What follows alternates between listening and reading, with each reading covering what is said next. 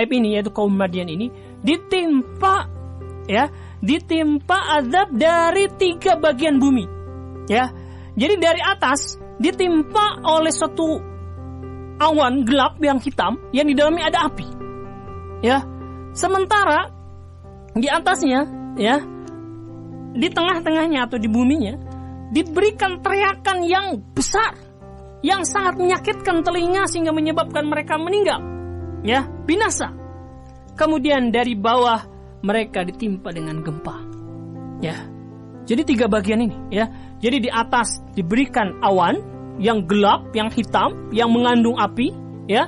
Kemudian di buminya diteriakan, ya, ada mendengar mereka teriakan yang sangat dahsyat sehingga membinasakan mereka. Sementara dari bawah digoncang dengan gempa yang sangat dahsyat sehingga mereka pun berguguran, mereka pun meninggal semuanya, ya. Ini bisa kita baca dalam Quran surat Asy-Syu'ara ayat 189. Fakadzabuhu fa'akhadhahum adzabun yaumidz dzullah innahu kana 'adzaba yaumin 'adzim. Kemudian mereka mendustakan Syuaib, lalu mereka ditimpa azab yang pada hari mereka itu dinaungi awan, ya. Di ayat yang lain, awan yang hitam, yang gelap, yang mengandung api, ya. Sesungguhnya azab itu adalah azab hari yang besar, ya. Nah, inilah, ya, kisah Nabi Syuaib. Dan ketika Nabi Syuaib, ya, ketika dia melihat kaumnya seperti itu, ya, bahwa Nabi Syuaib mengatakan, fatawalla anhum wa qala ya qaumi laqad ablattukum risalati rabbi wa nasahtu lakum fa kaifa asa ala qaumi kafirin, ya. Maka Syuaib meninggalkan mereka seraya berkata, wahai kaumku, sesungguhnya aku telah menyampaikan kepadamu, kepada kalian amanat-amanat dari Allah Subhanahu wa taala Rabbku, dan aku telah memberikan nasihat kepada kalian. Maka bagaimana aku akan bersedih hati terhadap orang-orang yang kafir? Amanah sudah disampaikan, nasihat sudah diberikan, peringatan sudah disampaikan, bahkan ancaman yang sangat keras, doa-doa sudah disampaikan. Nah, sekarang inilah perbuatan kalian. Kalian tanggung sendiri, ya, dan aku sama sekali tidak bersedih hati. Gitu.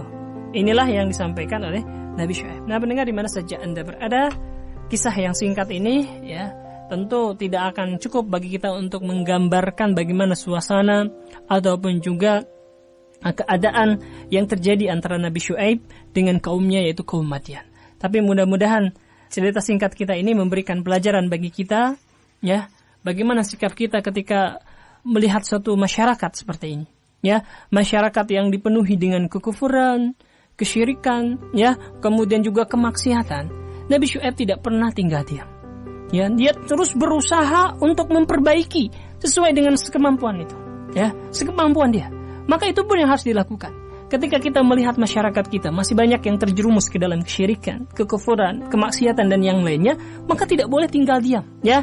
Kita harus berbuat sekemampuan kita bagaimana untuk menyadarkan ini, ya. Karena bagaimanapun juga bahwa mereka adalah kaum kita, ya. Karena bagaimanapun juga mereka adalah keluarga-keluarga kita, saudara-saudara kita, ya. Dan itu adalah bentuk rasa kasih sayang kita kepada mereka, ya. Kemudian yang lain yang bisa kita ambil di sini adalah bagaimana kita, ya, sikap-sikap para pemimpin dalam masalah ini, ya. Ada dikatakan bahwa pemimpin-pemimpin kaum Nabi Syuaib adalah senang sekali mereka itu untuk mendukung, ya, mendukung kekufuran dan yang lainnya, ya. Maka kita harus mendakwahi mereka karena biasanya cermin ataupun juga suatu kaum ini adalah pemimpin-pemimpinnya, ya. Bahwa pemimpin-pemimpin juga memiliki hak, ya, untuk didakwahi, untuk disadarkan. Mudah-mudahan ketika mereka sadar, ya, maka kaumnya pun akan beriman, gitu. Dan juga bagi kita adalah untuk menjauhi syubhat-syubhat, ya, ataupun juga keraguan-keraguan yang ditiupkan oleh orang-orang yang memang ingin memusuhi Islam untuk menjauhi Islam, ya. Maka syubhat ini harus kita singkap, harus kita perjelas, ya. Tadi seperti halnya Nabi Syuaib, bahwa ketika kaumnya mengatakan bahwa kami lebih tahu tentang agama kami, dia jelaskan begini, gitu, ya. Ketika kaumnya mengatakan bahwa ini adalah harta-harta kami, ya, tidak ada harta-harta kami, itu adalah titipan dari Allah Subhanahu wa taala, dilarang dengan harta itu orang berbuat zalim, ya, dan yang lain-lainnya. Jadi seorang dai ataupun seorang yang menyuruh ke jalan Allah Subhanahu wa taala juga hendaknya dia banyak belajar, ya, sehingga dengan banyak belajar itu dia bisa menyingkap, ya, syubhat-syubhat atau keraguan-keraguan yang ditiupkan oleh orang-orang yang tidak menyuruh.